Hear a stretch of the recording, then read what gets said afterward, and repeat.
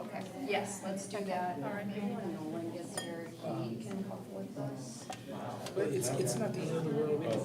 We're saving till 5. The time is now 3:30, and we'll call the Tourism Advisory Committee meeting to order. So we can't do that with the PDF. So First item on our agenda is our roll call. Anna Sands. Pete Giesling. Brent Bain. Jennifer Meredith. Jimmy Haley. Justin Scott. Kelly Roberts. Keppel Sheth. Lucas Patterson. Melissa Mullins. Nicole Ridlin. Ryle Chastain. Terry Bell. Todd Barker. Wendy Sneed. Ashley DeRosset. Jordan Pooples. Nolan Mee. here. Okay.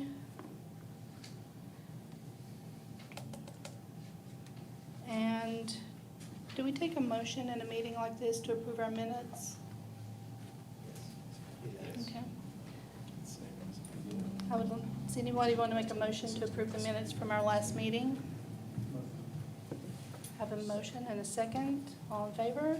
Aye. Okay, I'm going to turn the meeting over to Jordan. All right, everyone, thanks for being here tonight. We should have a few more folks trickling in here in a few minutes. But yeah, I really appreciate y'all taking the time to be here tonight.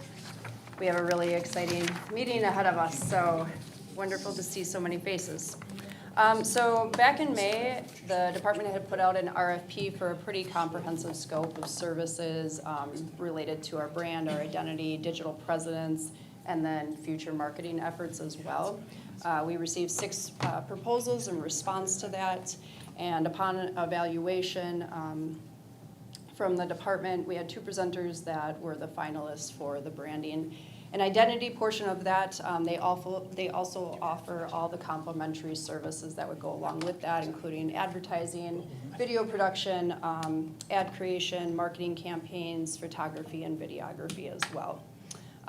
Both the folks that we have here tonight to present to you are very highly qualified, very experienced. We really should all feel extremely honored that they came here tonight to talk to us about what they can offer to us. So just a little bit of background, the current brand and identity that we had was redone in 2017, or I shouldn't say redone, it was created in 2017 by a company called Design Sensory. Many of you are probably familiar with that look. It's the compass with the dogwood in the middle. The tagline that we currently possess is life is in full bloom. Visit McMinnville where life is in full bloom. So that was very agritourism centered. Now we all know that we're the nursery capital of the world, of course, and that's something we can be very, very proud of. However, it doesn't have a lot of tourism implications for us at this time. So it's something we kind of want to look at. It's not that we want to completely reinvent the wheel here necessarily. We know how attached we are to that to that visual identity that we already have, but it's kind of time to look at some other options as far as what we want that tagline and identity to be. So tonight we'll have 2 presenters for you. They'll each have 45 minutes to present their proposals and concepts to you, as well as host a Q&A as well. So first up to bat, we're going to have Chandler Thanks. They're out of Nashville. They've had a lot of fantastic work in the past, especially in the Upper Cumberland area. We'll have 3 presenters with them tonight. We have Steve Chandler. He's the brand strategist and founder. We have Greg Fuson. I just learned how to say that. Director of Research and Community Engagement, and then Kevin Hinson, who is their creative director. So if you would all join me in giving them a warm welcome being here tonight, I would really appreciate that. For any of you that weren't able to see it, this is a large file, but I do have the QR code on here if you wanted to attempt to pull up that proposal and follow along. I didn't print it just for the sake of conservation. We're not here to kill 20 trees for one meeting. And then at the back here, of the very back of your agenda, if you printed it, great. If you didn't, it's on your computer as well. There is going to be a survey where I'm asking who you are, your contact information, and which of these two companies you would prefer to move along with. So after we're done with our presentations tonight, if you would kindly fill out that survey so I can have feedback from you as the advisory committee, I would really appreciate that. Where are we at? Do you want me to keep talking for a little bit? I can do that. We're getting close. Yeah, they say. We're getting Stretch close. it out a little bit. We're getting close. Let me see. I have a manager's report in here, so. Hi Terry, welcome.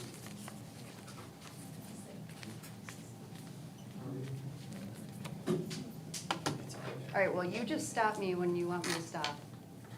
Yes. You're almost there? Okay, well. Keep going? Okay. Well, in between the two, I was gonna run through some manager report type things for the sake of time so that I don't have everybody running into dinner tonight. I can start running through some of those as we're working through our technical difficulties here.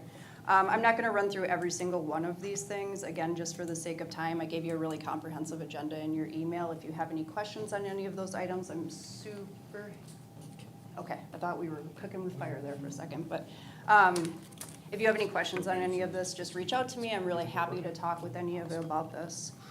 So I did want to give you an update on another RFP that we had put out, which was for strategic planning services. So we did get 17 proposals in response to that. We were, at the end of it, so we did select JLL Global Destination and Tourism Advisory. They're internationally known, have a really strong success record. So they demonstrated a great deal of expertise, again, strong record of success, and then they had multiple proprietary planning tools in their arsenal as well. So that project is approximately going to cost us $110,000, including travel. There's a little bit of flexibility in that due to what the travel costs are going to be, as those are reimbursable. We did launch that project as of June 3rd, so that was the kickoff call, and then held the first check-in meeting on June 26th. So we're starting to compile some data, reports for them to begin reviewing, and working with Mr. Ming to finalize the members of a 10 to 15 person steering committee. And then we're also going to have a lot of hour-long stakeholder interviews as well. So please keep an eye on your inboxes. A lot of you are going to be involved in that process, whether you're part of the steering committee or part of the interviews.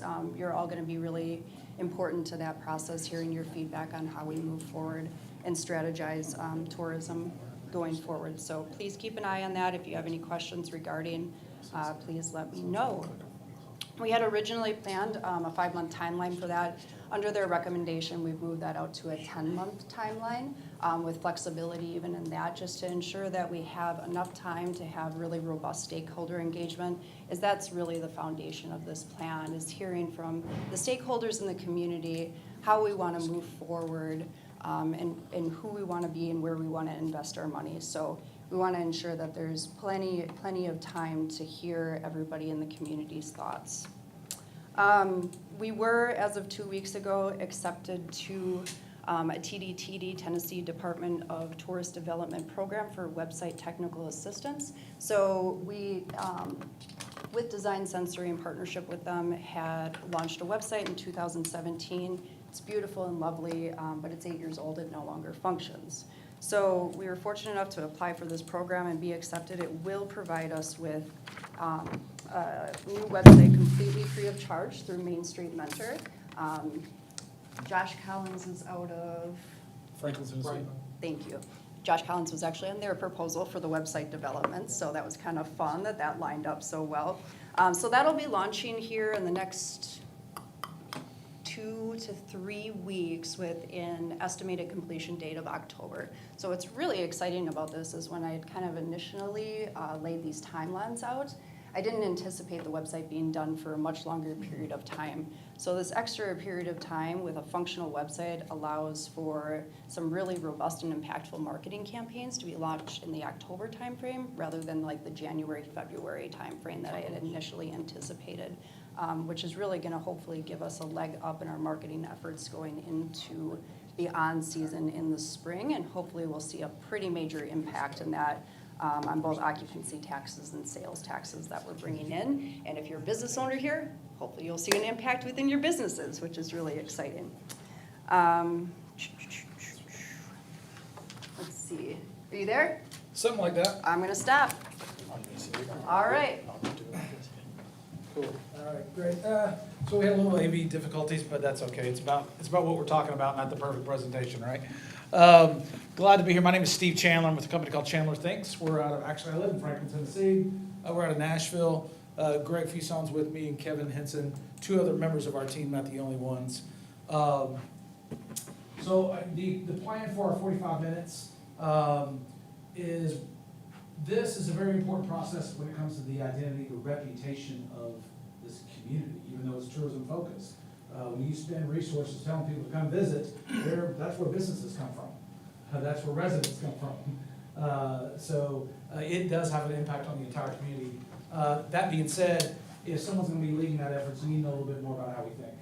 A little bit. So that's my plan, is to show you all a little bit of kind of what's, if we claim to be the branding experts that we think we are, then what do we know? And how's that going to impact you, and how does that impact your community and your businesses? So we're going to talk a little bit about that, and then a little bit about our process, hopefully, and then we'll be ready for Q&A. Does that work? All right, fantastic. And by the way, this isn't actually working exactly how we want it to. It doesn't bother me, it doesn't bother you, right? We can get past that. So real quick, to know about us, Chandler Thinks, we are a place marketing company. We're a place branding company. This is what we do. We don't work in healthcare. We don't work in bowling balls. We don't work in tractors or banks. All are fantastic businesses. All we do is work in helping places figure out how to be great places. We recommend for branding, the kind of classic rule of branding is, hey, find your swim lane and own it if you want to build a strong brand. We actually take that advice ourselves. That's what we do, is work with destinations. We do a lot of things within it, research, planning, development, but it's all, working with places are all that we do. All right. In fact, every one of our clients, you're doing a great job, Kevin. I appreciate that. All of our clients are either municipalities, tourism, chambers, economic development. That's it. And really, chambers would be a nice. Do we have a chamber in here? Yeah, your chamber, right? Usually chambers are part of a bigger collective branding initiative. Probably only once or twice a week we actually work just with the chamber. But my point being, the main people that promote a community, that's all. That's who our clients are. That's it. All right. So that's the language we speak. As a result, in the 15 years that we've been in business, place branding projects, much like what you all are evaluating us for, we've done that a bunch. We've done it in actually 28 different states, I think is our number now, in the last 15 years. Some communities are bigger than yours, and some are smaller than yours. Some have some similar things, and some don't. What's cool is we draw from experience of all those things. We're familiar with the challenges that a municipality would have, that a tourism agency has, that a chamber has, economic development. We get how it all works together. That's what we do. And yes, we do know Tennessee tourism quite well. We've actually worked in 35 of the 95 counties in the state of Tennessee, especially in the last couple of years. But we're really familiar with the ins and outs of Tennessee tourism. We speak the language. We have a relationship with Commissioner Ezell and all the regional managers. In fact, we have a contract with the state of Tennessee, a 2-year contract, where we're helping on getting smaller communities, smaller than Midville, getting them jump started into tourism and branding, and we've been contracted to do that. So, and including the Upper Cumberland, by the way, their new branding is about to come out. You're going to be the first people outside of actually to see a smidgen of it. We're going to show it just later on. Just so you know. All right. What I'm really proud of is our team. You know, when you work, like when you look at agencies and consultant firms, and they love to hold their banner out there and go, look at our experience. Wait, I just did that, didn't I? Right, look at our experience, at what we've done in the last 15 years. You know what the average job tenure is for someone, especially under the age of 40? You know what the average tenure someone stays at a job? 3.2 years. Who cares if you have 15 years experience if the people working on the project don't have that experience, right? That's what matters. I'm proud to say our team has that. Greg, right here, he's our Director of Research and Community Engagement. He's worked on branding projects for municipality or tourism over 160 times in his career. That's pretty amazing. That's a lot of places, right? He's worked in 32 states. He is the guru of focus groups and interviews and all that good fun stuff. He's a researcher. He's a total research geek. I say that in a flattering way, Greg.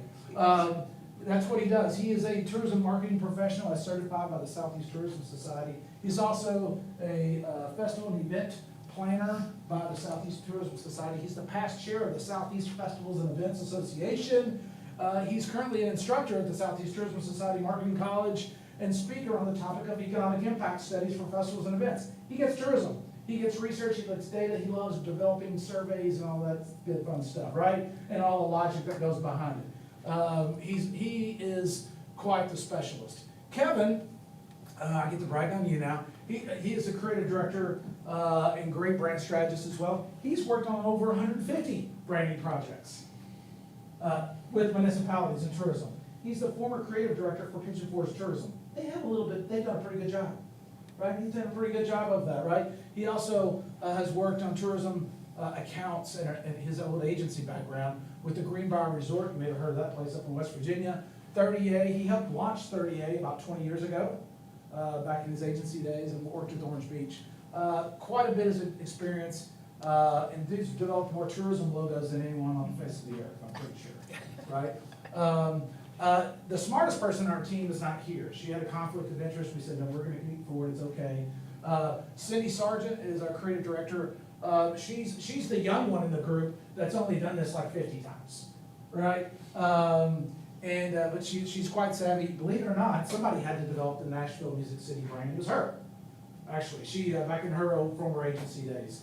But the point being, our team is quite savvy at this. This is not just because I'm the guy speaking, well, Steve challenged you. No, it's the person developing your story, your logo, and your research, talking to the community. We understand exactly what's going on at this point. So I get the opportunity to introduce Steve. Steve he's our chief strategist, and he is considered in the industry a branding expert, a place branding expert. And it's interesting because he is the Southeast Tourism Society, which is a large group organization. He's been teaching place branding for the last 10 years. So he is the expert on it, teaching all of those throughout the South about place branding. Worked with over 150 communities, and also he's a TMP, which means we understand tourism. Been in it for a long time. And so that's what brings our team together. It's a team of specialists that will be working on your project. And so what's interesting about that is we were looking at, on average, each of us have worked with about 127 communities. Kind of makes you feel old when you look at all the communities we work with. And all of them are different. That's what makes it unique to our process. And so our approach and process, one of the things that, go to the next one. It's more difficult, place branding is more difficult than branding a product, okay? There's a couple of reasons why. The reason is, there's one, you're two entities. You're a place and you're an organization. So, and there's some issues that go with both of those, but being a place and an organization. The first one is, the first challenge you have is, nobody owns your name. You don't own the name. I bet in here, a multiple have McMinnville in their names in some shape, form, or fashion. So nobody owns that name. So we have to be conscious of that. Challenge number two is, no single entity controls the product. So if we don't own our name, nobody owns the product, we could have McMinnville Auto Wash, McMinnville whatever else, and guess who makes the news? McMinnville Auto Wash, and that's what they know. McMinnville and whatever happened there. So we can't control that product. And then the last challenge is, the third challenge is, there's no hierarchy. The mayor, or the city, or the county mayor can't say, you can't do that with your name. You can't use McMinnville in that way. Because it's the name. Again, it's a place and an organization. So they can't control that. So that's what makes destination branding a little bit of a challenge, and make it unlike others. Because that hierarchy, if there was the CEO of a company could say, you can't do that. You'll get a cease and desist letter and say, you can't copy that. We talk about product, most like McDonald's and those places, you get the same McDonald's here as you get in Tokyo. There's control of that product, whereas place branding, you don't necessarily have that. This is our definition, out of all of our experience, this is the definition that we know is destination branding. And it is, place branding is the purposeful orchestration. That's a key word, purposeful orchestration. That means that we're telling the story on our terms. We're orchestrating what it says. We're orchestrating the people around it to participate in that. But the purposeful orchestration of a place that positively affects its image and reputation. Place branding is about your image and about your reputation. There are some places that their reputation, you say the name, and immediately something comes up, positive or negative. Where place branding, we hope, the hope is we get people on board so it does affect our reputation and our image. Hold on. And then, go back. The compelling part is we're telling that story. We believe our belief is it starts with a brand story. So we're telling the story of who we are. And if you look at the last part, that appeals to, and these are in order, residents, businesses, and visitors. If we develop tourism products, let's say, or a great tourism brand, your residents will benefit from that. I always have a philosophy in, if we have a successful tourism brand, when people come in, visit friends and family, they're gonna stay here first before they go outside. You're close enough to a big city where people might come in and go to a bigger city, toward Nashville or Murfreesboro or wherever, but we want them to stay here first, which is spending money. It's an economic impact that here in our community. But it's residents, businesses, and then visitors alike. So if we get those, businesses get on board, and then people begin to come and experience who we have. So we have this, we developed this without all of the experience that we've had, and we know that there are 8 undeniable pillars that affect your identity. And so this is our place branding wheel that it's taken us time as we look at all the different places that we've worked with and what the commonalities are, and they all fall into one of these 8 pillars. And so if you look at those, I'll just pick one of them out, which is businesses. There's this little place in Moore County, Tennessee, it's called Lynchburg. There is a business that truly defines Lynchburg, Tennessee. You could say it in Tennessee, you could say it in Germany. If you say Lynchburg, they know exactly what's there. That's a business that affects them, which is Jack Daniels. You look at some of the others, you talk about education. You don't have a big university here, but you think about Athens, Georgia, or Stillwater, Oklahoma, Knoxville, Tennessee even. They're known for education, and that affects their brand. There's a lot of things that go around that, their identity. And then you have natural resources. You got a few of those here. That could affect your brand. Those are all things that go into the identity. And so as we go through the process, we know these are things that are going to affect it, and that's what we're looking for. Okay? And then one of the nice things is, and I have to brag a little bit, our research process with the community engagement and looking at how we do, we've been recognized twice by the Travel and Tourism Research Association, which is a national organization, and have been awarded the Power of Research Award for our community engagement and research process to developing a brand and what that looks like and the process that goes along with that to develop successful brands. Just to say, there's a long process to understanding who your identity is, and it's been recognized on a national level. All right, so if indeed we have this nationally proven process, like Greg said, that means we must know the secret sauce to tourism branding, wouldn't you think? I mean, we've been sitting here bragging like crazy about how great we are. Surely we know the secret, so I'm about to tell you the secret sauce. Even if you don't hire us, I'm gonna show you, okay? I mean, you should, but if you don't, I'm still gonna give you away the secret sauce. You ready? Let's see the secret sauce, here it is. It didn't work because we don't have our AV thing, but you would think it would be incredible ads and logos, right? Most beautiful logos and by the way, I had to arm wrestle Kevin to do this. He's our creative director. You know what he makes really good? Like, he makes great looking ads and great looking logos. I don't get brownie points for saying this, but the reality is great looking ads and great logos do not create a great brand for you. I'm not saying they're not important. We have a lot of constant ways to do those things, so I'm not gonna say that. Here's the real secret sauce. Stakeholder engagement. If all Jordan has, if you don't mind me using you as an example, If you have a great looking logo, and right now you all, I think the task is you're actually continue using your logo, you talked about it some, that's the expectation, I think. But who knows, right? We'll see what happens, it comes out, right? But let's say you had a new logo and everyone loved it, all of you all loved it, right? And you got new ads and stuff. And that's the only thing that's done to brand McMinnville, you'll have nice looking ads. Will you really strengthen the McMinnville brand? Nope. Ads and logos do not strengthen a brand. Oh, Steve, I don't know, man. I know that Nike swoosh is pretty valuable stuff. Yeah, when you see the Nike swoosh, the last thing you're thinking of is the design. You've been wearing those products for years and years and years. You understand, you've been seeing their commercials, millions and millions of dollars. You know so much about that, right? So it's not about the design, right? And back to what Greg was telling you about the place branding wheel, your reputation in the community is made up of everything. Right? I know some great, but for time purposes, I'm not gonna go through the exercise, but I promise you, I'm pretty confident if I said, how many think Savannah, Georgia is a strong destination brand? How many of y'all think it's a strong brand? I promise you, you all don't know what their logo looks like. You don't? You have no idea what their really cool, sexy tagline looks like either, do you? I could do that for Charleston. You don't know what their logo looks like. I mean, I could keep going. My point being, those are valuable communication and marketing tools. They show ownership. Who's speaking to me? By the way, there's a local brand that's important too.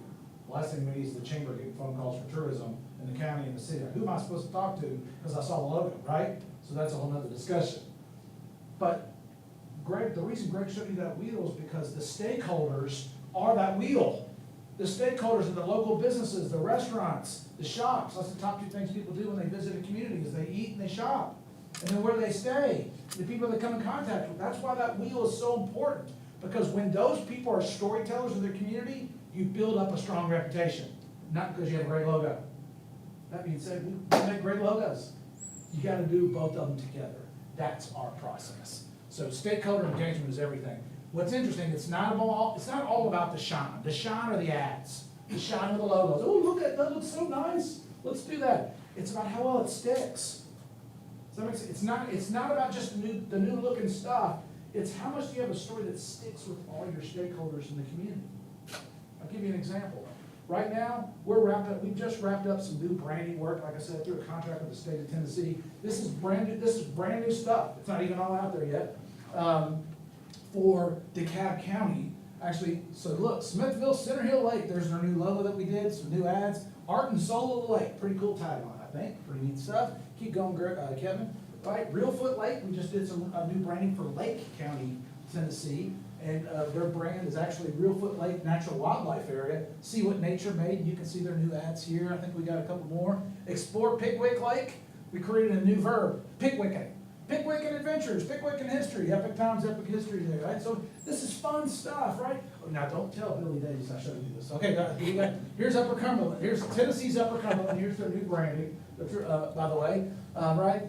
Kids will outgrow the stuff you buy them, but they'll never outgrow adventures. Tennessee's Upper Cumberland, right? Waterfalls, lakes, and small town charm, really good stuff. So I'm excited about this, as you can tell. Super excited. But I have to stop there. It's just not getting started. It's got to get out there. Right now, it's all shine. Look at this. We even mocked up what their trade show booths would look like. We created a small town trail, which McMinnville's on, by the way. Right? We created a new website, what it should look like, and we've given that to her website company. So now they know what the colors look like. They get it, the transition. But right now, there's no stickum. We'll evaluate. It's easy to evaluate the shine. That's called the grass is greener syndrome. Oh, look at their new logos and ads. Here's what we get excited about though. Branding that sticks should be evaluated by some of the work we did 6 or 7 years ago. How about that? Now, did it stick? Anybody can do good looking ads. So Macon, Georgia, 2015. 2015 or 16, I can't remember. We did, 15, there we go. There's me with their new logo. A new tagline, Where Soul Lives. I don't know if y'all been there, but Otis Redding, Little Richards, the Allman Brothers, all the Southern Rock record label was all right there. Let us get they all got their start there. It's got more places on the National Historic Register than anywhere else in Georgia, including Atlanta. It's got soul. where soul lives. So that's cool logos. Look, we got some wayfinding. We even created a program called Making Burger Week, where soul lives. Really cool, right? 2021, it's still alive. Now they've got it in the street signs. They kind of changed their color palette a little bit for reasons that's not no big deal. But look today. Keep going, Kevin. Look at this. Today, you go to their website, they've got the Rock and Soul Riding Tour. That's actually a private company. If branding a destination is such a great idea, it should help local business. Yeah, absolutely. There's new businesses that have been developed. Last year, CNN Travel, this story's on CNN Travel, how the southern city of Macon went from ghost town to popping destination. It's all about the story of the soul. They didn't want to do a story on all our new ads and logo. It was about the story of soul that's out there, right? That's called branding that sticks. That's still working today. Another example of this is Ennis, Texas. We went in and here's all the branding work that we initially did for them in 17, and it's all about the Bluebonnet Spirit of Texas. Sounds like a Texas thing, right? The Bluebonnet Spirit of Texas, and it was all their enthusiasm and excitement, and they're got all kinds of Bluebonnet stuff. 2 years after the branding, they were recognized for the best economic game changer promotion rebranding by the Texas Downtown Association. Today, when you go by there, they just painted this last year. They actually took our branding and put it on their entire water tower to make it look like a giant bluebonnet. And even the best thing ever is if you go downtown, there's a store. They created a store called the Bluebonnet Spirit Shop. Directly off of the tagline that we created for them, they created a whole line of merchandising that shows so they can show off their community pride, right? You can actually go in the Bluebonnet Spirit Shop, their visitor center, it's on the walls there. For kids, they even have a coloring book, the Bluebonnet Spirit of Texas coloring book. That's branding that sticks. It's not just about the shine. It has to have something that people can grab onto. Local businesses can be a part of it if they want to, right? It's their brand. If we do our branding right, we don't create something new. We're a reflection of what's already here, and it's glory that brings out pride. That's what branding's supposed to be. And since I'm the human clicker, I'm going to do my part from here, if it's okay. So another interesting story about a brand that stuck. This is Allegheny County, Maryland. We did this really nice campaign. There were a lot of really cool adventures start from. They're kind of in the middle of the mountains. A lot's happening there. So we developed this ad campaign, and then this idea of the trail starting there. Seems like a cool tagline, but what happened is that really got to Steve's point. It really started sticking. People started getting that. So as it went, we did digital, and there were some video ads and everything with this. Then everybody got so excited about it, the county government came to us, and there on the left, Vanna White over there. So on the left, you'll see an ad we did, and we did a new logo for the county government. And then after we did that, the Economic Development Council said, hey, we went in on this. So we did another ad. And you can see, I don't know if you can see it well there, but we're trying to tie the outdoors to economic development, because if you can move your company anywhere, where do you want to move it? You'll move it somewhere your workers want to live. So that's, again, the brand of the Trail Starts Here is working its way through things that aren't even tourism, but maybe it is tourism. And then after that, the county was going to build this tech incubator. And they said, we want you to help us with that.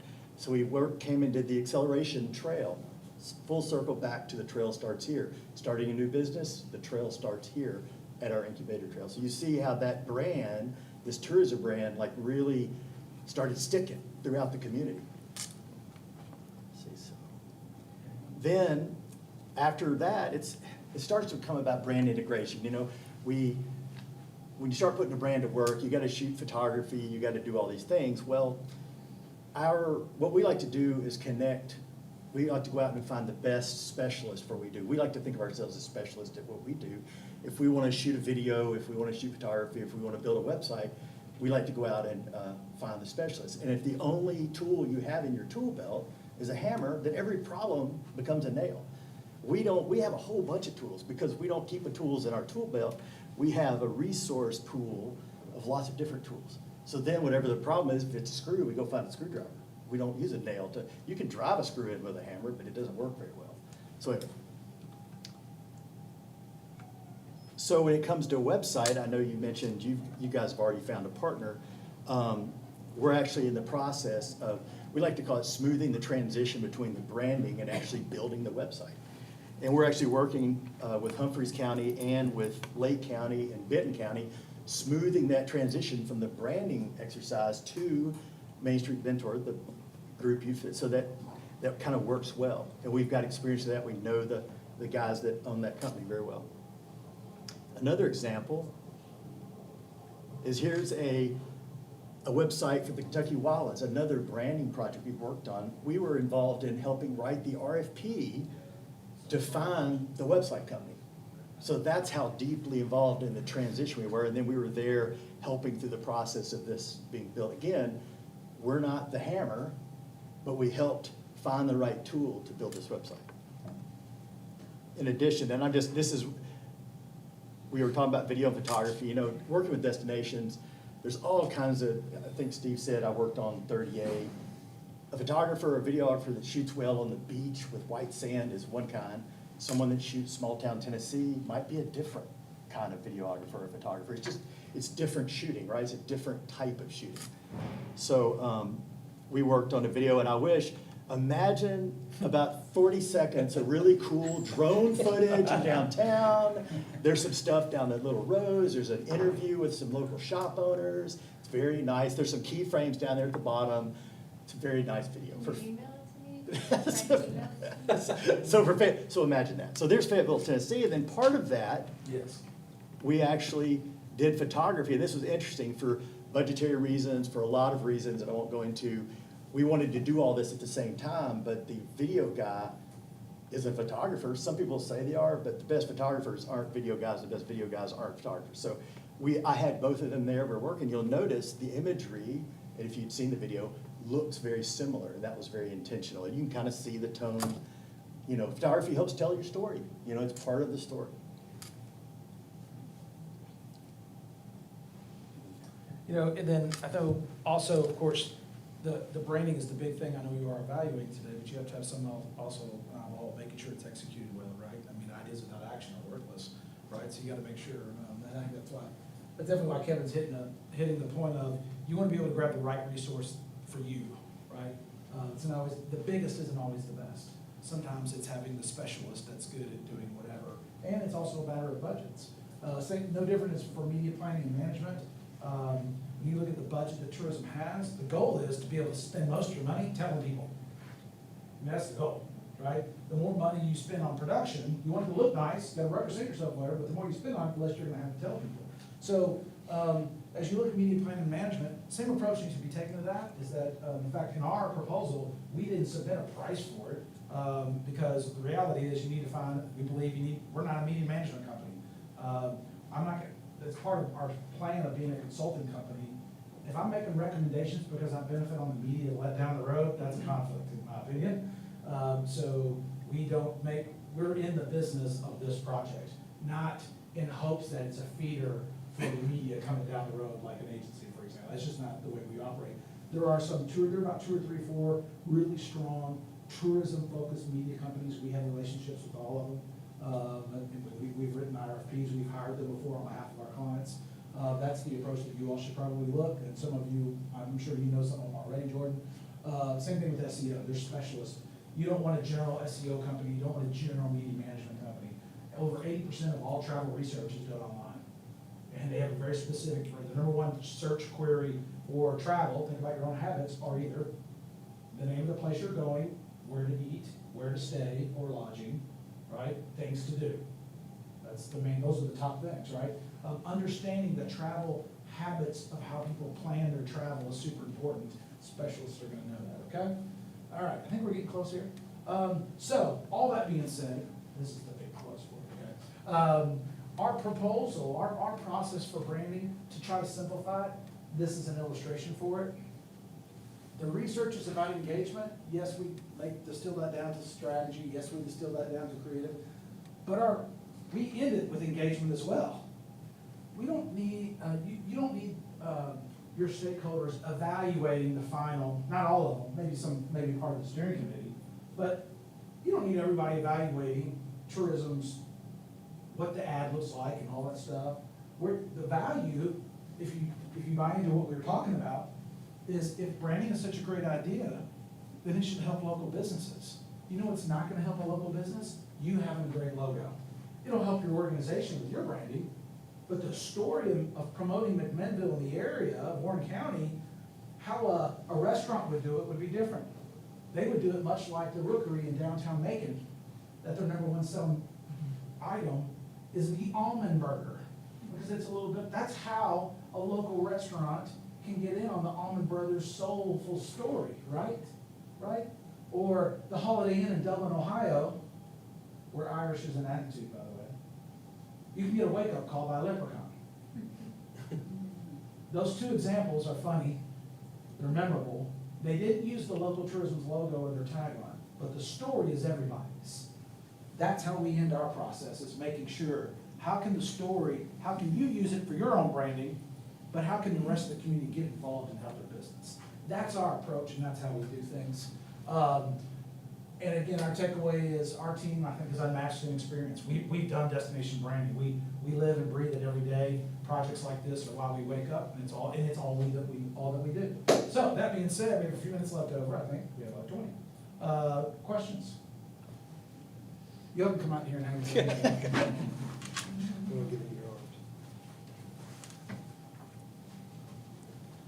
So I'm curious, how do you get all the local businesses to buy in to your branding? Like, is that part of your research, or? Yeah, so getting them to buy in is getting them included at the beginning. Clarify what buying. So when we gather them together, you know, we'll ask you to help because they don't know who we are. But we ask you to bring them together. We begin talking about it, understanding. And that buy-in could be just being a cheerleader and going, yeah, okay. And guess what? Everybody's not gonna do it. Everybody's not gonna buy in. What we have found is some of those who are the biggest critics, after they see it in motion, go, maybe I need to look more. But then, just having them communicate together begins to develop that tourism buy-in. We were just in, actually, Cumberland, Maryland, 2 months ago, and we had a group of stakeholders that were all a part of tourism. The thing that they left was, I can't believe this is the first time we've all gotten together. This was fantastic. And it began that talk, and they're like, oh, what can we do? And they start generating ideas as to how to get it into their business, because everybody's different. So that buy-in is just getting them involved in, and being a cheerleader for the process and for a brand that's going to bring people here. I'll add one thing to it. Yeah. Buy-in is engagement. Engagement. Buy-in, more of input of the story, and what, right? You're all storytellers, and so we want to hear from you, right? We do some fun workshops and things as a part of our process. We're not getting too much into it. What buy-in is not, is a community vote on the tourism logo. That's not buy-in. Right, no, bad idea. I mean, it really is for lots of reasons. Only if you follow up with another question, I'll give you the answer why. But buy-in is giving input, right? Now, how we would interpret that's gonna get creative, right? But the reality is, you all are the storytellers. So we wanna know, where's the best place to eat in town? And don't tell me it's Subway or McDonald's. I don't care if one of y'all own the franchise. We got that everywhere, right? But what makes you unique in McMinnville? We're gonna talk about those types of things, right? Yeah. Yes? So, is one of the first steps in a strategic buy-in planning kind of, assembly of everybody, all the stakeholders? Greg, you're the director of engagement. The answer is yes. The answer is yes. And I know that you're going through that process with a strategic plan. So sometimes there's a little bit of overlap that might happen with that. But absolutely, we like to do focus groups and one-on-ones with those, and that's having as many of those people to be involved as we possibly can. You know what, they're, the company that you all selected for the strategic plan, they're a pretty big established Yeah. company. They do things really well. It would, you would not want to overly duplicate with your stakeholders. It could wear them out. And so I'm cognizant of, again, our goal is to do things successfully, not just to do it, right? Do things right. You don't get credit for doing it. You get credit for doing it right. If we're doing these projects alongside or pretty close, they're probably, if we're hired, I'd want to speak with them and try to coordinate, just so we don't have stakeholder burnout. I think that's super important. It's super important to have the we wouldn't go, oh, guess we're not gonna do it. No, we need to do it. It's important, but if there's gonna be a time where that company's in town, which there is, and there's gonna be some stakeholder involvement, workshops or whatever there is, we may wanna coordinate with them So we could sit in the same groups. We might just throw an extra, we're gonna ask some of the same things. And so there's no sense in trying to wear people out to do that. Yeah, I'm glad you brought that up. and some of that stakeholder also is elected officials. And I will just say, it's some of those who may push back a lot that you might have, that you go, wow, we just cannot get them to move on anything. We like to talk to those people. Our experience, we've talked to just about every type person you can imagine. Steve has even received invoices from stakeholders, we call them cave people, citizens against virtually everything. They send him an invoice for their time, for 30 minutes. That's true. And, I mean, and so what happens is, we want to speak to those people, because you look at, it's not just the people who love this place. It We want says, to talk I'm a to those people. taxpayer, I'm already paying you for my time, for your time, so you should pay me for mine. I was like, check. But that's, it's not just those stakeholders, it's your elected officials, some citizens in the community, and those people who may push back some, because a lot of times they just want a voice. They have good. One other intentions. fun anecdote about engagement, and to your point, like, that's not a, Greg finished his work and then we quit engaging anyone. There's a fun- This is one of my favorite stories. We did a project for a small community in Alabama. And we did our normal branding process, and it went really well, and everybody was really excited, the community was really excited, we're out at dinner, and people were noticing us. And then we went back later and shot a video, and a lot of the local residents were involved in the video, and it's a big thing. Well, afterwards, the tourism director came up to us, she said, I think we could have stopped right there and not done anything else. The community was so fired up about the new brand and all, because everybody was involved.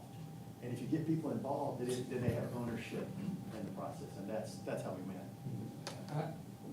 You can take subpar, please It's forgive already me. beaten up. You can take subpar creative work. But it won't be. But if ours won't be, I'm just trying to make a point. But if the community's excited, enthusiastic together, get out of their way. That's what it takes. That's why, I mean, we're like any other company. We're competitive, and we critique other people's work that do work that we could, like, oh, we could have done it better. I've seen projects that I'm like, we would have done better than that. But it ends up being a wild success. If the community's excited about it, that's what matters. I've done great, some of my favorite work, you know why we think we know so much? It's because we've actually messed up some too. You can't work on 160, 50 projects and they all went perfect. Would you believe me there? Right? Isn't that right? We've messed up. We've been on part of some projects that didn't go well. And what's the common ground? If everyone's not working together, if the project happened to happen at the wrong political time, if you know what I mean, it could fall apart like that. What's gonna happen? They're not working together. We did the best creative in the world, but the community, if we can't get everyone together, it's not gonna go anywhere. It's just the way it is, right? So that's why we're so emphatic about it, because there's nothing worse than being excited about this work that we did for a community and it's just gonna fall flat, right? So we put all our emphasis on making sure stakeholders involved at the right time, not hey, let's have a community art project. And I will add one thing, that with what they just said, we were working with a community down in Louisiana, South Louisiana.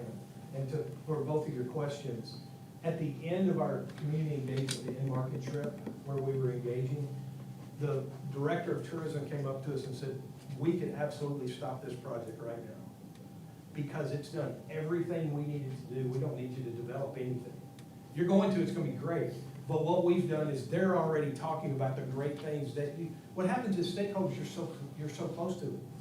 And so they begin to talk about it even more, and that excitement came.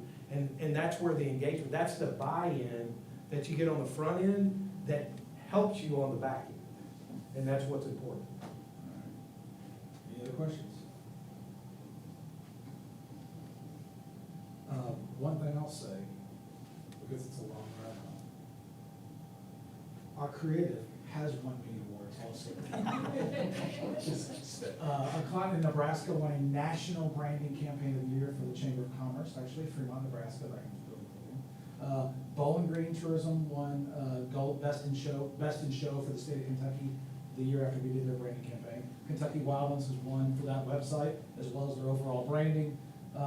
London, Kentucky won for theirs. Kentucky Lake, which is Washington County, Kentucky, won for theirs. Union County, Ohio, won for theirs. Louisiana's Cajun Bayou won for theirs down in Lafourche Parish, Louisiana. Ascension Parish, Louisiana, won for theirs in Louisiana. I did thoughts. But you know, the best award though is the example I showed you where the tourism campaign got the county excited and name got yet. That- I'm excited. and That campaign won a integrity- gold for the but state of Maryland. For me, that's exactly, I mean, again, I've done it a few times, and I get excited about great creative, but I get more excited about successful great creative.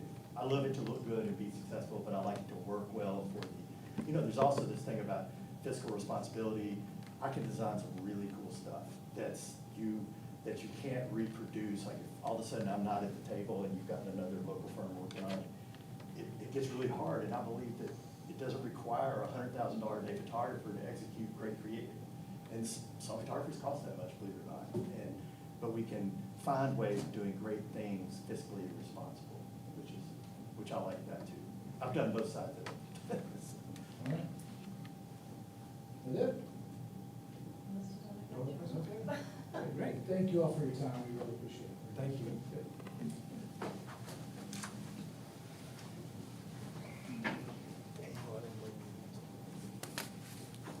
If anyone needs to take a 5-minute break, there's water, restrooms, if you want to do that. Now is probably a great time, and then we'll reconvene here.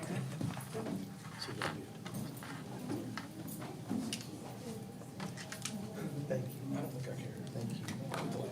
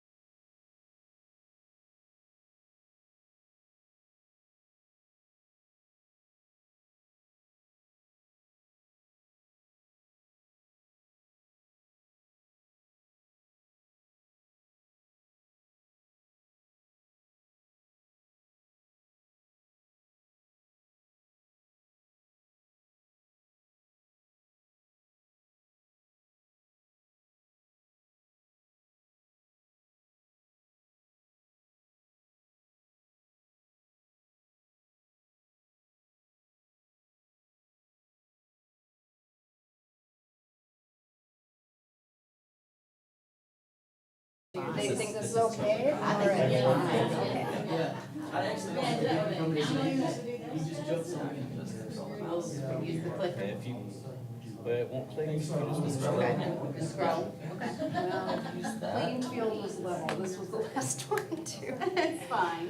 Anything else? All right, well, we're a little bit ahead of schedule, but I'm sure that nobody is gonna argue with that, right?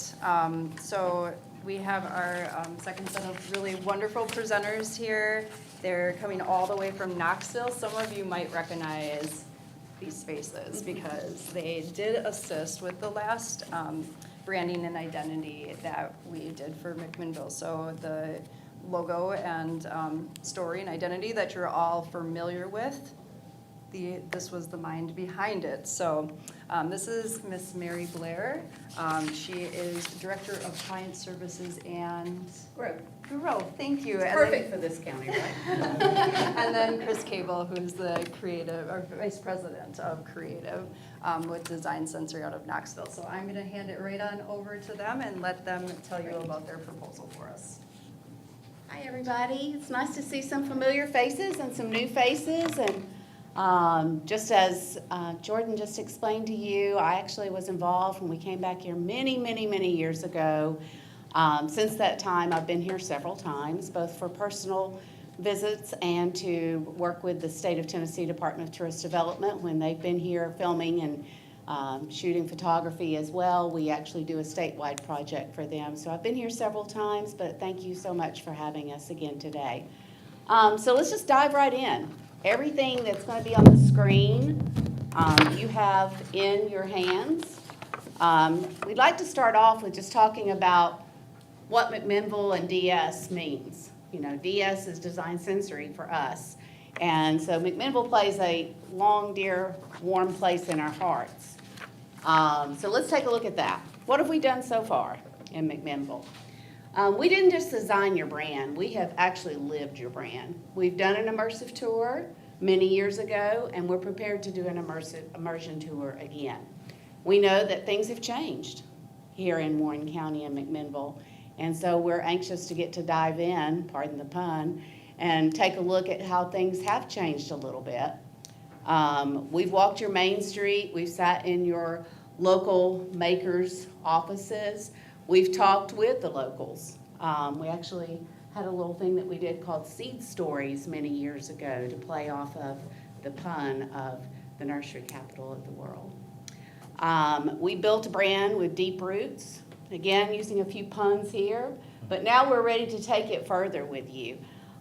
We have done production storytelling for your county and for McMinnville.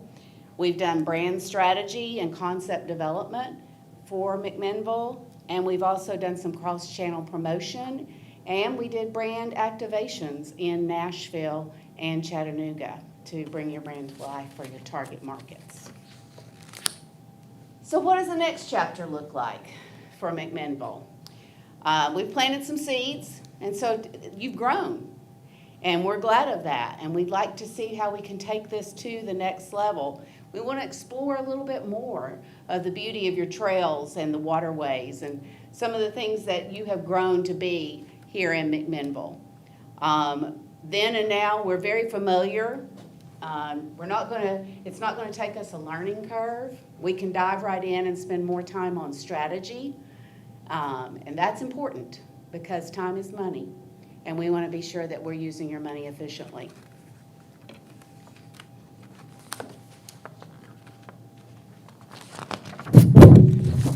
Sorry, I keep hitting that microphone. It's scaring me. So this is just a little bit of a commercial about Design Sensory. For more than 2 decades, actually 24 years, Design Sensory has been working in the tourism market. We were, many, many moons ago, we were the agency of record for the Department of Tennessee Tourist Development. We now currently work with, these are a few of our clients, Gatlinburg CVB, Biltmore, Augusta. We did a little program called Tennessee Valley Uncharted where we represented 7 states across the southeast and all the off the beaten path tourism opportunities for 7 states. That was a real fun project. We work with Zoo Knoxville. Of course, we've worked with Visit McMinnville. Discover Greenwood, visit Rutherford, and see Rock City. Some of you may be familiar with Rutherford. They might be pretty close by. We currently work with them as well. One thing we wanted to be sure that you understood about Design Sensory is that we are an all fully integrated agency. So what that means to McMinnville is everybody's under the same roof. If we have a media question, we have a media team right there.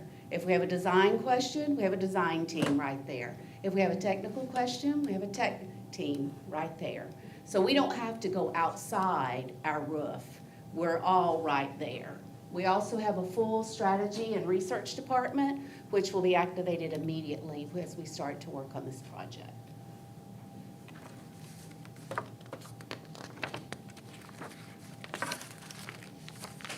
All right, so what's going to fuel the approach?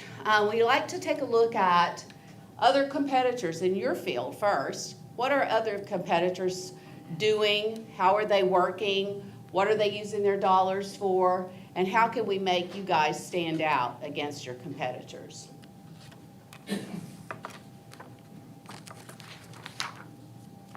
now I'm going to turn it over to Chris. Chris brings the creative fire to our agency, and he has been involved with McMinnville just as long as I have. And so he's got some really good based ideas about how we can grow your brand without having any pain points. Yeah, nice to see some of you again, and those who haven't seen, nice to meet you for the first time. Having done tourism for 20 plus years, we have seen a lot of stories come in and out of our building, and I think one of the key things we try to do is hone in on what are the unique stories of a location.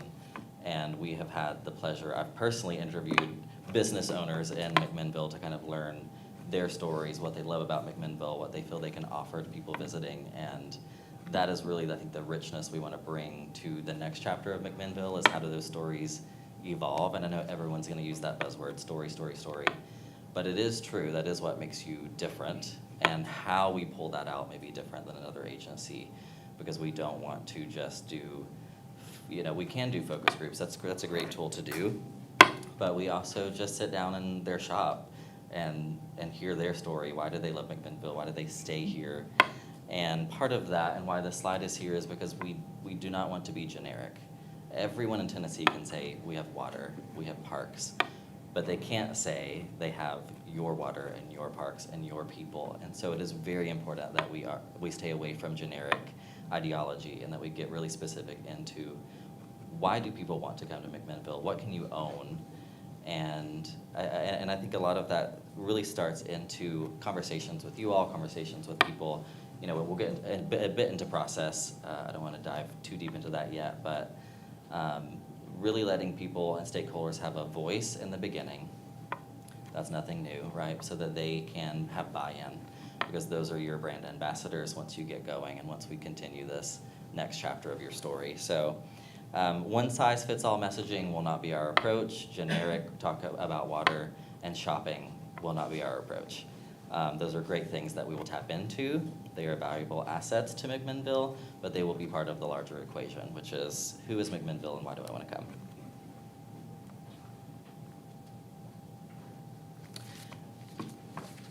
So back into a little bit of that process I was talking about. I think to tell the full story of McMinnville, we have to start with a few things. We, like Mary said, had done a FAM tour when we did the initial branding, because we wanted to know what are the key places in McMinnville we want to experience it as somebody who would be coming here the first time would, and that was quite literal for me. I had never been to McMinnville at the time. I think that was 2017. And I fell in love with the stories that we were told, right? The Juicy's Wellness, right? Getting to know her story and how, a personal experience drove her to opening a business that helps other people. And those are the really impactful stories that we want to continue to tell. But we want to redo that FAM tour because, like Mary said, we know things change. And there's always different layers to a story that we can find out and pull from. And that's what I think is the most important thing for this process is. Secondarily, and Mary will probably get into this as well because we both love a brand exercise, but we really want to get all stakeholders together and look at how did we brand you the first time based on, the stakeholders at that time, and how does it need to shift? Does it need to shift? What does that look like? What are the words you want to use? What doesn't feel authentic to McMinnville anymore that did then? And that'll be the point where we start to build the foundational elements of your next chapter, because we will need to know what parts of those stories have evolved past where they are. How does that affect your visual identity? How does that affect your website? I know you guys are working on that, or getting started on working on that. And of course, the beast of marketing, right? It's like, how do you actually get people interested in those stories? We will start to slowly build that foundation based on that brand deck exercise. It's very hands-on. We'll go through a SWOT analysis. We'll do all of those things to kind of identify where can we help, where do you guys have internal things that you'll be working on. And like I said, we'll just continue building on it. Building a brand is like building a house. We don't worry about the paint until we have built the foundation and scaffolded the whole thing. There's a lot on this slide that I could get into. Honestly, we have regular check-ins with your team. We can come visit anytime. I think knowing that we have the capability to come shoot stuff, but also we have a lot of assets already. There are probably things that are still true to McMinnville, and we have those assets in our back pocket, and I think that's a unique advantage for us. We're able to see that, scan that, and say, well, you don't need to spend as much on production because we need only these few things that we can shoot in a day very quickly. And then, of course, we have concept testing. I know Mary mentioned our research group. They're incredible. We do several different research tactics, but one of the unique things that we do is we can develop, let's say, 3 versions of an evolved mark. If you want a new font, if you want a new color, if you want a new texture or pattern, and we can set that in front of a real audience and have them respond to it and see if it's resonating. Because brands are no longer just about sticking, they have to resonate and they have to tell a story. In the world of AI, we have to be more human than ever so that that doesn't take away what is beloved to all of us, which is our humanity. I won't belabor that anymore, but I think just showing you a few examples of when and where we've done this, obviously McMinnville, but we've worked with Roane County, which is a little bit closer to our neighborhood.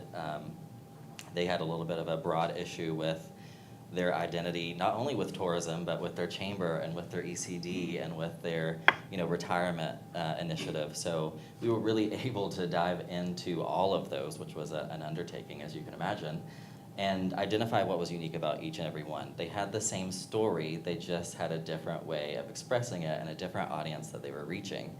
So it was a very unique experience for us to say, okay, well, let's build an umbrella where those live, but it's identifiable and they all connect. That is one of our strong suits, is building a flexible system, which I think is probably what would fit McMinnville the best. Let's not shake up everything. I think people have come to love the visual identity, but how can we build on it? How can we tell more of the adventure side of McMinnville and not just the nursery capital of the world and not just one thing? I think there are elements to a visual identity that can bring it to life, right? I keep saying next chapter because it truly is that. We don't want to rewrite the book. We want to add the colors of McMinnville in a unique way. And so that's what we've done here. Memphis Moves, again, another initiative where we had to really dive into a unique history, be very sensitive about how people felt about their hometown and the businesses that they wanted brought in, and build an identity that expressed that. That started with a large amount of strategy, right? This is the piece you can see. This is the beautiful piece that we all love. But really the groundwork to get there was a lot of conversations. One thing I wanted to bring up about the Memphis Smart, because that's actually my client, is, Memphis is a dichotomy, very, very different from McMinnville. However, what we found out in going to Memphis is that they are a mosaic of people. They have many different types of people from many different walks of life, and that's what we wanted to represent. As you can see in this stained glass M, we actually have a animation of this mark where all those colors are coming together to make one mark. And so there's an underlying message there that all the colors are going to need to come together with one true purpose for Memphis. And so we're very proud to have been a part of that, because anything where you can bring people together is something that you should be very proud of. So I just wanted to kind of bring that. There's an underlying message there, just like there was an underlying message with this? Yeah, yeah. One of my big philosophies for my team is we don't make pretty things. We make things that tell stories, and if they happen to be pretty, great. We want them to be attractive, but if there's no root, then it really doesn't matter. People won't connect with it, it won't resonate with them. So these examples are, while pretty, really built upon something deeper. So that's really what we wanted to show. And yeah, we can start with mood boards, we can start with sketches, once we get past that strategy phase, but I think a lot of that will come from conversations with people just like you.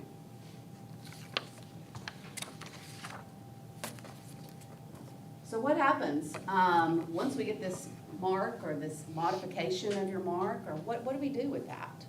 A lot of people say, well, that's pretty, but now what? Beyond the brand launch, how do we get people to come here? That's the next question. And so we're working with Jordan to put together a digital media campaign, which again, our media team's right there, so we can talk with them about the goals and the strategy and everything that you want to do. And they can place media according to whatever budget you allocate on whatever types of channels we can fill with the budget that you provide. And we've already started talks with our media team so that they can start to plan that, just so that we can prepare to see what's possible as we look at building the new visual identity for McMinnville. The story and the reach don't come until after the mark and the strategy, so there is a process here. But we've tried to put this in that type of order, and it's important to us to stay agile. I just want to really make sure that people understand that. What we're starting with today may not be what we end with in the future. Because as Jordan lets us know, hey, we've got such and such happening in McMinnville, we may decide we need to pivot a little budget over to enhance whatever you're doing there. And we try to make sure that we keep a contingency amount so that we can do that at any time. Not to take away from anything that we're doing, but to add to what we're doing. Yeah, and I always say brand is the thing that paid media carries to the people that matter. Paid media is a great testing ground for strategy messaging. You get real-time results. You get real-time feedback. If you launch a campaign and somebody is just saying, this doesn't feel like McMinnville, or this doesn't seem like a place I want to visit, you have that right away, and you're able to pivot very quickly. We have like she said, I have to have a very connective relationship with our media team, because we're constantly saying, is this creative working? Is this brand resonating? And if not, we can very quickly change it. So I think paid media is really a vehicle that without it, your brand doesn't go very far in the digital world. And we provide weekly, monthly, and quarterly performance reporting, as well as a full access, 24/7 access to a media dashboard where Jordan will be able to log in at any point and see exactly what's going on with your digital campaigns. Transparency is important to us, and accountability is extremely important to us. So we like to make sure that we give our clients every opportunity to check our work. We're proud of what we do, and we want you to be proud as well.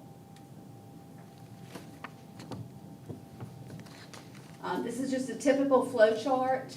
Again, talking about transparency, very important. We want to be very collaborative with our clients, but also very transparent. This will show, once we are determined what platforms and channels we want to work with, this will show exactly each month what will be invested on each channel, and then we'll report on that on the periodic performance reports, so that you'll be able to see what your return on your investment was.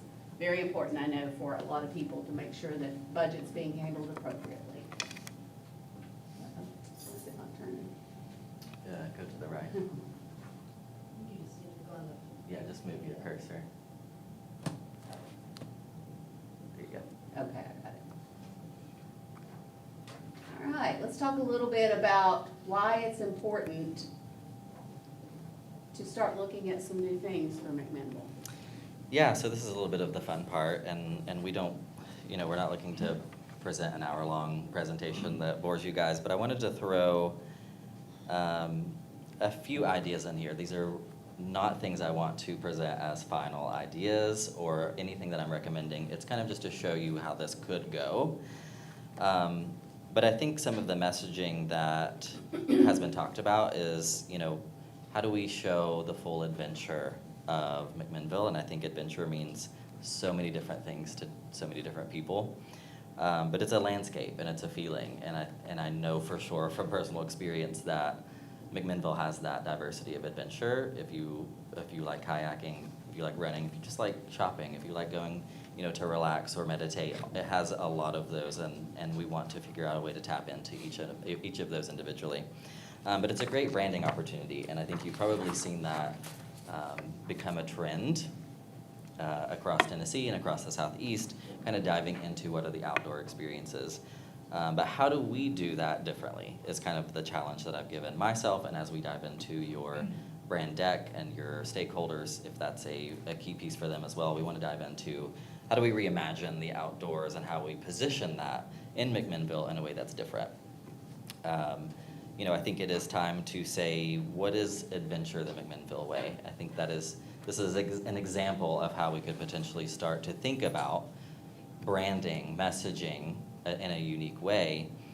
Can we do that visually? Like I said before, yes. If you guys said, well, we love the mark, but our stakeholders, and we're getting responses that the type just doesn't feel like us, it's too flowy, then we can explore different type styles, and that's a very tactical thing, right? But I think behind that has to be the story. You'll hear me say that 20 times, I apologize. And then I think the story of McMinnville certainly is water and wild, and it certainly is the mountain, and it certainly is your roots.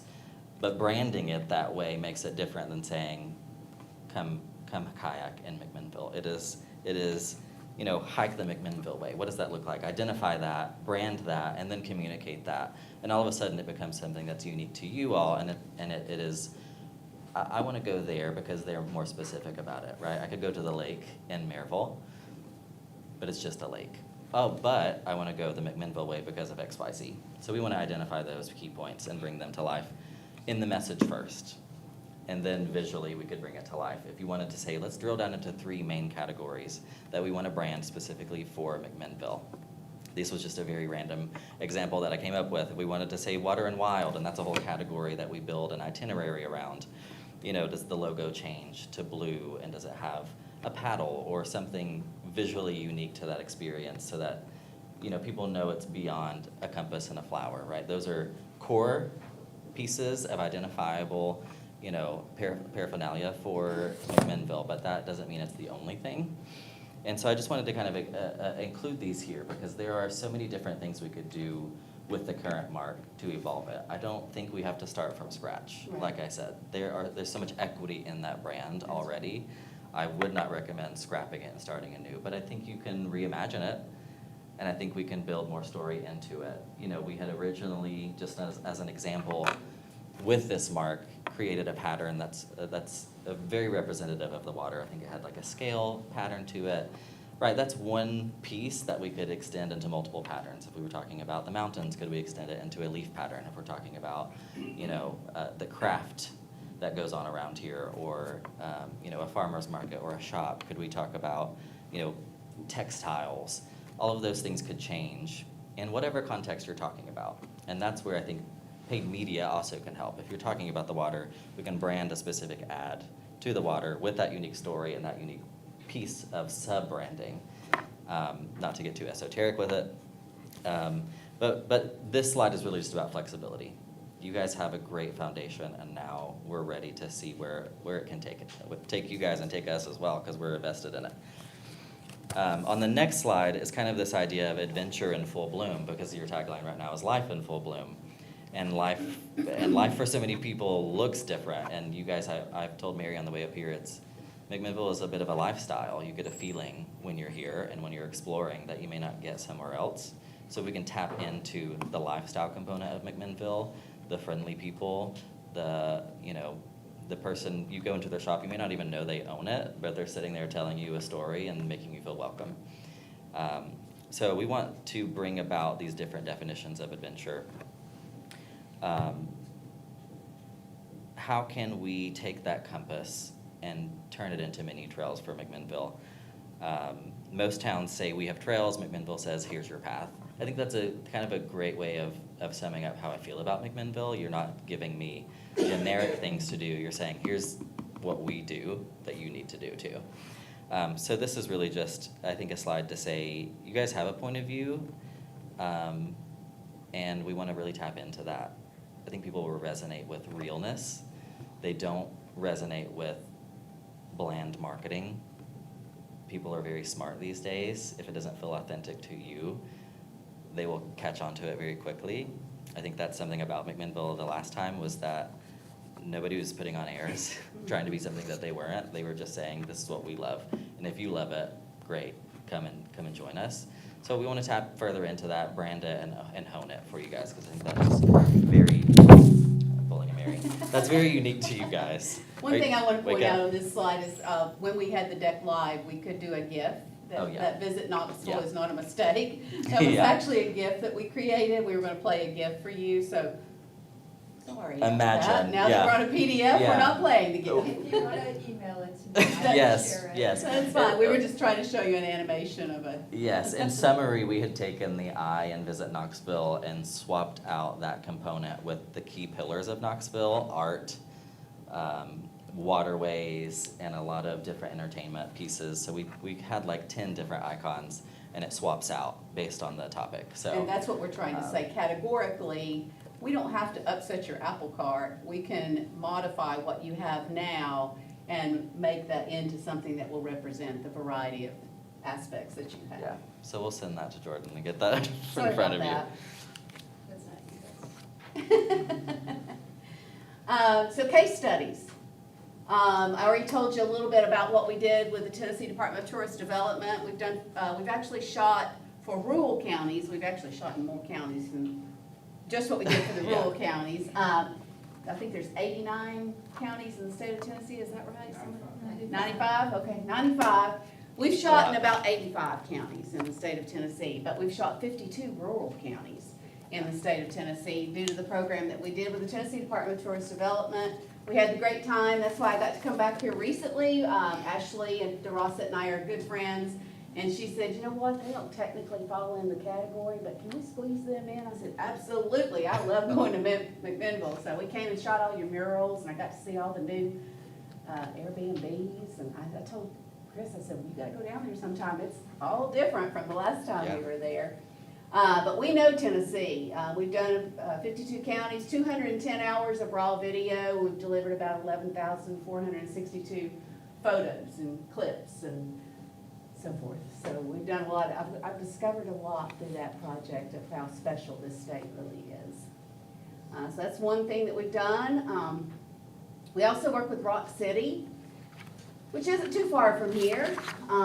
We've been working with them now for, I think, almost 3 years. And we built their website. We do all their digital media, or excuse me, their traditional media. We've actually done quite a bit of production for them, photo and video. Worked alongside them as they changed their brand, so that was a special time for us, and that's getting ready to be launched in August. Yeah. I think we- they're a good example too of, Yeah. with the rebrand, which you haven't seen yet. You know, Yeah. we kind of consulted with them on how far they wanted to push it, and, you know, they're a good example of, they're not reinventing the wheel, but they're tapping into something deeper. The story of the original owner and how she loved gnomes, you know, you can't tell that from who they were 3 years ago, but they're starting to incorporate it into their iconography, into their brand mark, into their brand story. So that's, I think, one example where we've been allowed to work with somebody to identify, like, what is the key piece to your attraction or your destination, your county, your city, that you can own. And bringing the gnomes to life through activations in some of their target destinations. You know, just fun things. This is a fun job. So we've worked quite a bit with them. We've served over 1 million users on their new site, 16% engagement, which is about 3 times what most sites are seeing right now. 3.5 million total revenue has been produced from the site, so we're pretty proud of that. We also have a little project that we do with Zoo Knoxville. Chris leads that project. So Chris, you want to tell them a little bit about what we've done with Zoo Knoxville? Yeah, I mean, what have we not done? Honestly, it has been, we've kind of become their marketing department in a lot of ways. And this is a kind of a passion project for me because they serve a purpose. They're mission driven and they do good work. So being allowed to kind of get in there and say, oh, if your mission is to save animals from extinction and have fun while doing it, let's really amp up, you know, your creative and your brand. And so we've been allowed to kind of work with them and say, you know, they have seasonal events, they have Boo at the Zoo, they have Brew at the Zoo.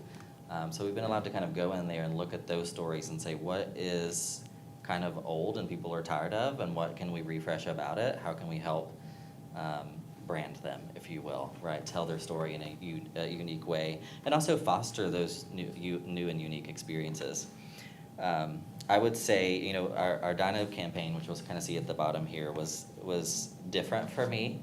I love dinosaurs. I'm a little bit of a nerd, but I think that's just an example of, they had this stand-up event that needed a story. We built that story. We used 3D motion animation, and they had the best year on record because of that campaign and because of that experience. So branding should have a result. It should make an impact. If you don't see that, then we have not done our jobs.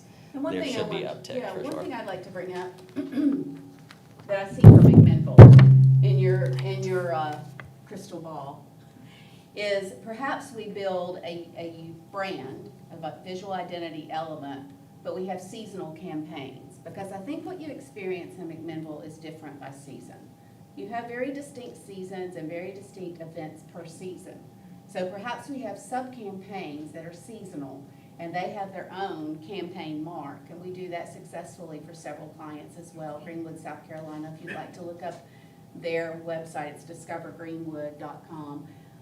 We do seasonal campaigns for them. We change every season. We have a seasonal mark. It marries nicely with their parent mark, but I think that might be something unique that we could do with McMinnville as well. Yeah, and I'll brag a little bit. This account has allowed us to gain more visibility for them through the awards that this creative won. We've won a Webby, we have won National Addies for a show we produced for them for the dinosaur campaign. And that gets visibility to the zoo. People want to go because they're hearing that, you know, through organic media.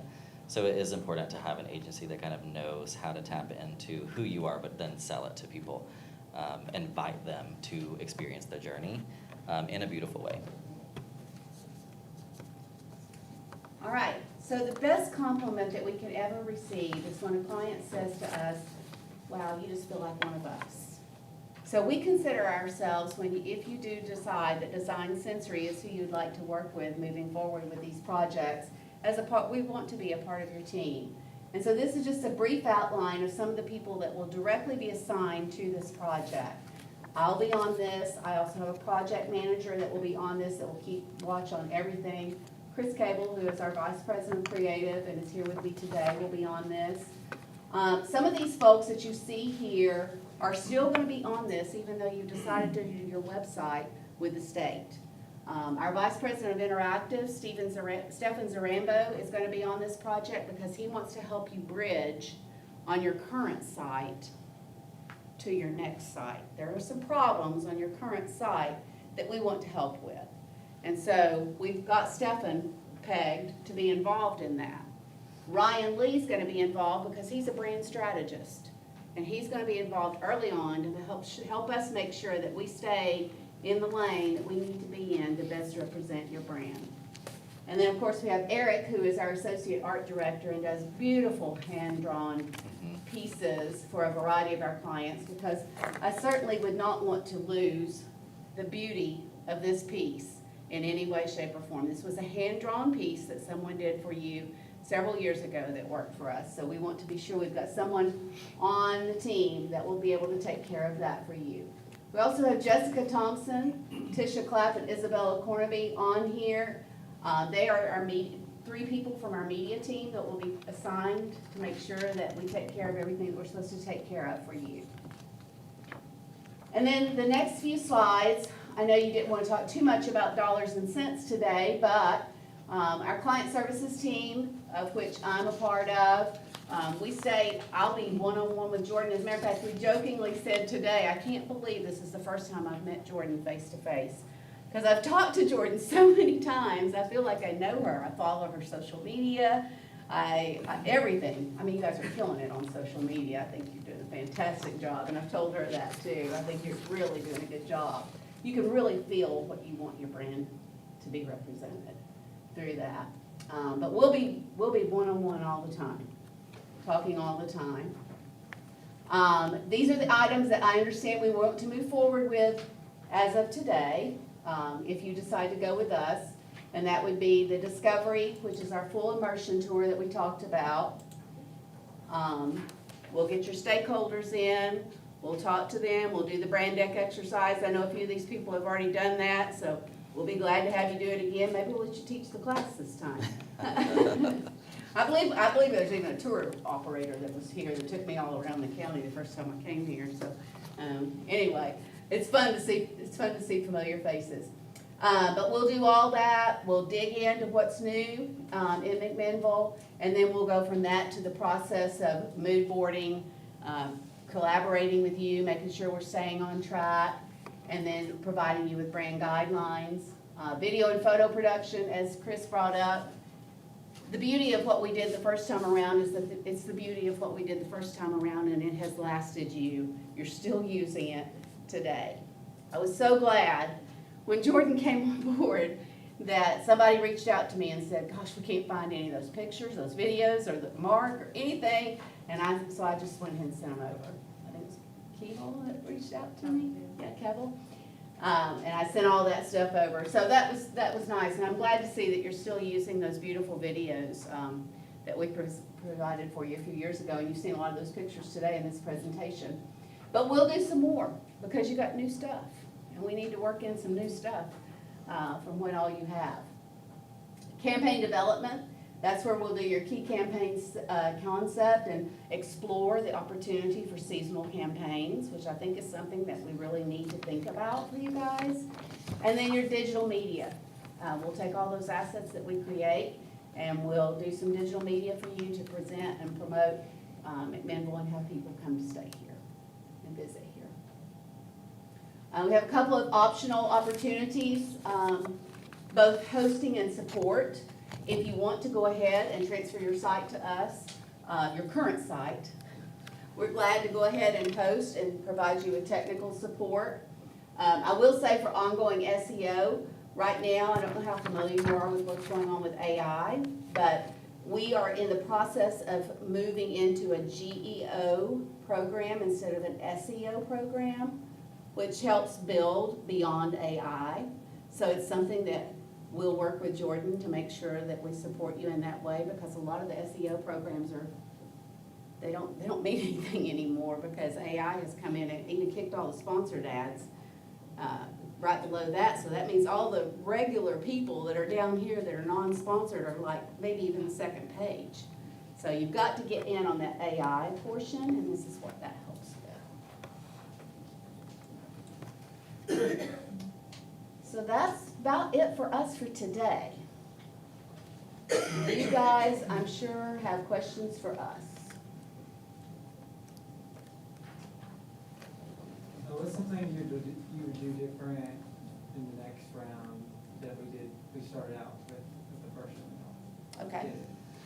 I'll start first. Go ahead. The first thing I want to do is, the last time we went, I think we went too slowly through visual identity because we didn't know enough about you guys and it took us a minute.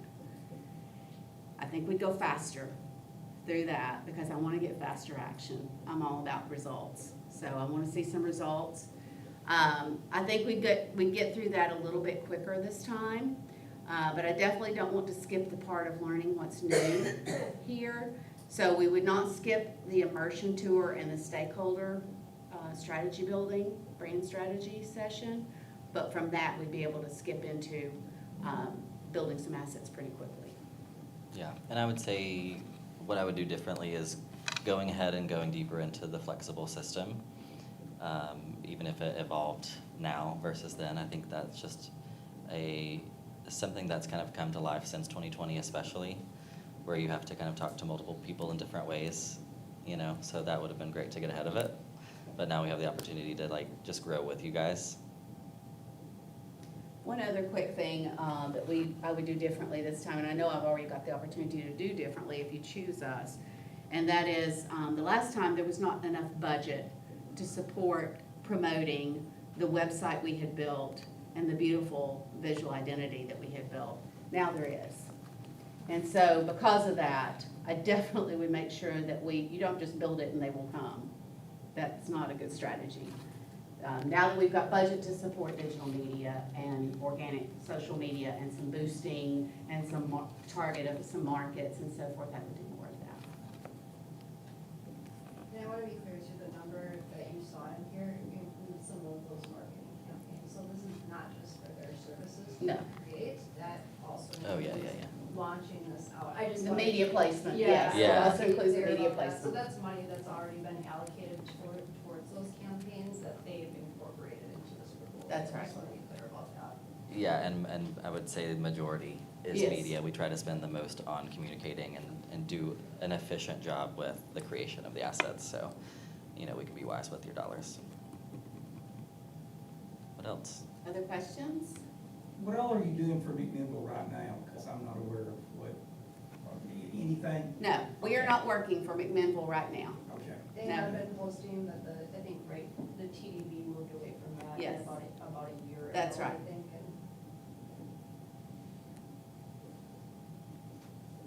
I'm sorry, I have a question. Yes, sir. And Jordan, maybe you can explain this a little bit more to me too.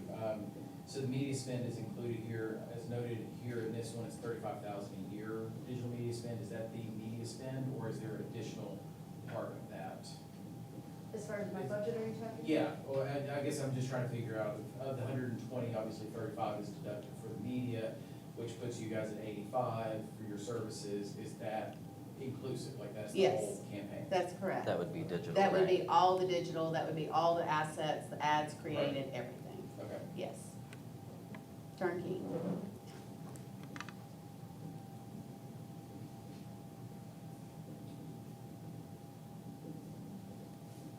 I've got another one. Great. I was part of the original when we did the design. I remember. And before, it was, it mostly fell on the chamber and Mandy. Mhm. And then the budget kind of got slashed, and so we were Right. kind of left hanging. And Right. so we really didn't, get to exploit Right. our brand Right. as much as we should have. I We- know. When we started the Tourism Development Board, we got the hospitality tax passed. That was the game changer for us to allow Of course. a budget that could be aimed directly at funding the things to help promote. And so, that to me is a blessing and Yes. more than disguise. I mean, it's just. Well, out there it's a for us. game changer. And so it's meant a lot of difference. It has. Sure. But we have grown, and there's lots of I things know and you stuff have. that have changed. And I think there's a different vibe, a little bit different feel, to people. That's why I think people are moving here, because I feel that kind of Mhm. different vibe now. And, Mhm. we're not just a rural county, but Right. we're strategically located between several urban centers that are Right. growing rapidly. And this is a great little adventure getaway place that, whether it is for a couple of days or a weekend or whatever, it's, rivers and parks and caves and Yeah. Isha and all the things that are here as far, it does mean a lot for folks to come here and explore sometimes. You have a perfect location. You're right in the middle of Chattanooga, Nashville, so you're perfectly located. I think we can squeeze one more in, but in fairness, we need to stick to the 45 minutes, so if anybody has one last question to squeeze in? Thank you so Thank much you. for having us today. It was a pleasure to get to come over here. Thank you so much, Jordan. Nice to meet you. Nice to meet you. Do you want me to leave these for you? I guess we're just gonna do it. Right, exactly. All right, well, I know I've had you all in this room for a long time, so we're gonna get to wrapping it up. I'll talk to you both soon. Thank Thank you you. so much.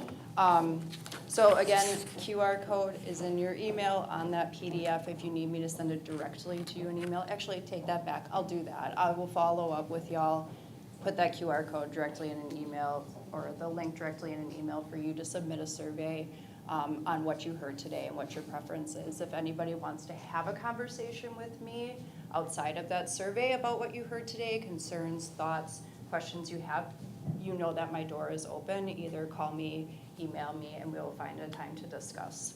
That said, You know, I have a lot of things that I am working on. I tried to outline them very detailed for y'all in the agenda. If you have questions on that, want to discuss those things with me, please let me know. I'm happy to talk through them all with you.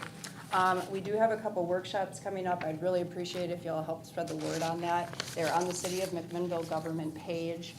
So I have a short-term rental, so anybody that currently owns a short-term rental or would like to look into that, we're gonna go over cleaning guidelines, laws and regulations, all that you need in order to run a successful Airbnb. I'll also have the opportunity for a photo group buy so they can get professional photos done at a discounted rate. So if you know folks that might be interested in that, it is registration based, so you need to go on there, register, but please share that with folks you might think would be interested. We're also gonna be running 2 Google Business Profile workshops. Those will be virtual, they are free. All of this is free, actually. So all those are up on City of McMinnville website. Please share those, please get the word out about those amazing free opportunities. That said, what do you have for me? Thoughts, questions? How did everybody feel? Good? This feel like a good meeting today to have all that open and have the presenters here? And all right, great, wonderful.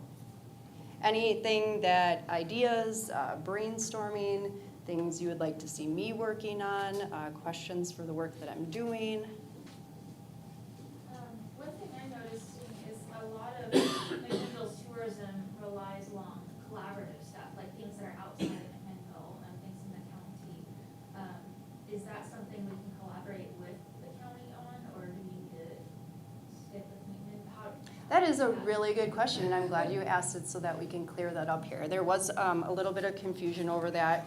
We have looked very detailed over the ordinance and charters. There is nothing that this department, that legally that holds this department within the city limits, or even within the county for that matter. So through the Upper Cumberland Tourism Association, the director there is Billy Davis. She oversees 14 counties. We're actually really working to have a regional identity and to not just even work within counties, but you know, around us we have Van Buren that has Fall Creek Falls that really does not have a tourism effort. Or even south to us, I met with Joe Gray, who heads their tourism initiative just yesterday down in Grundy County, and really working together to have a regional approach, because while Warren County does have enough to draw tourists here, those counties around us do not.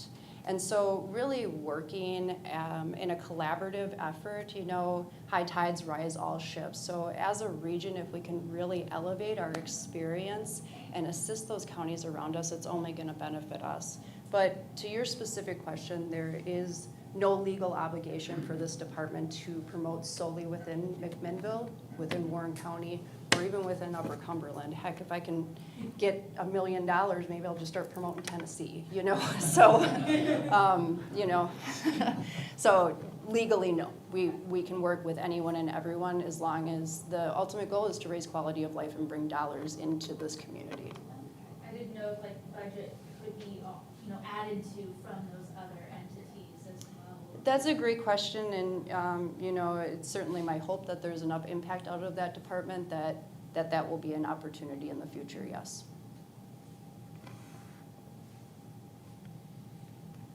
Having a stakeholders kind of input is extremely important. And so, I mean, that's how we sold, you know, the streetscape project in Main Street was having, you know, everybody that was interested or had questions to come and to buy in and to give input. That was extremely important. When we worked with Design Sensor before, we had a stakeholders meeting. There wasn't a great participation from people outside that, I mean, because, you know, it was, some people thought it was just a city initiative, and, you know, it really wasn't. It was to promote the entire county and the assets that we had, but a lot of people didn't understand that. So that's one thing we've got to clear up. You know, there shouldn't be a difference between city and county. We're all one people, and we all have to work together and leverage every asset that we've got. Yeah. And having those stakeholders from all parts of the county and all types of businesses, whether it's, you know, the Nursery Research Center, or whether it's from around like Farmers Market, or Park Theater, or Rock Island State Park. Yeah. Yeah. So we've got to get, the businesses that are cashing in, I mean, even Center Hill, Rock Island's part of really Center Hill. Yeah. And so, we need to make sure that everybody's together. So Yeah, I couldn't agree with you more, and that's part of these projects is engaging stakeholders of all different levels and really getting everybody to understand that we are one and that we can have one voice and that there doesn't need to be multiple different, ideas. I mean, we can have one identity and that everybody can buy into that because they feel like they had a voice in the process. So I think you're spot on, and we're working on identifying those stakeholders and making sure that there's a really diverse group brought to the table in both the strategic planning as well as the branding and identity Design initiatives. Century were really good to work with, they really were. Yeah, yeah. But, like I said, we didn't have funding afterwards. Right. So- Well, unfortunately, that's not an issue this go-round. So we do have the budget, and in my personal opinion, this is a great way to allocate some of this budget. This may be something you address later. I think you and I just briefly touched on it one time when we were talking about the McMinnville, Tennessee versus the McMinnville, Oregon. Yes. Situation. Is that something that ever comes up when you're talking with these folks? It most certainly will. It was directly in the RFP, and they didn't put it in their presentation today, which kind of surprised me. But they had suggested kind of changing that visit to something like Base Camp McMinnville. So we're not both fighting for that Visit McMinnville title. I think that's something that I brought to attention in both the strategic planning as well as the branding and identity RFPs. So it's very much on the radar of the firms that we'll be working with, that is an issue. And quite frankly, if they're doing their job correctly, they're gonna identify that without me telling them. And I think that they did, if I remember correctly, and Chandler thinks is certainly intelligent enough to define that problem as well.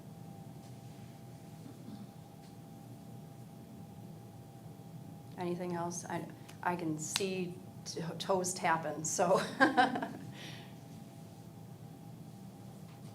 All right, well, I know this was a large chunk of time out of everybody's Monday afternoon. Thank you so much for taking the time to be here, to listen to this and to be a part of it. I think as they express, this is more than just a tourism identity. This is an identity of who we are as a city, as a county, and even into a region. So, that's why it was really important that everybody was here today and heard this and provides their input, because it really does represent us all, not just the people that are coming here to have an adventure. So thank you so much for your time. And again, my door is open, my phone is on, and I check my email inbox, I promise you. So send me any communication or questions that you have. I'm happy to talk it out with you, but I'll get that survey link over to you. Please do fill it out. Your input is very, very valuable to me. I want to hear where you are all at on this decision. So, thank you. As you leave, the door on the left is open, the one on the right is locked, so just manually open the door. We're not holding you all prisoner.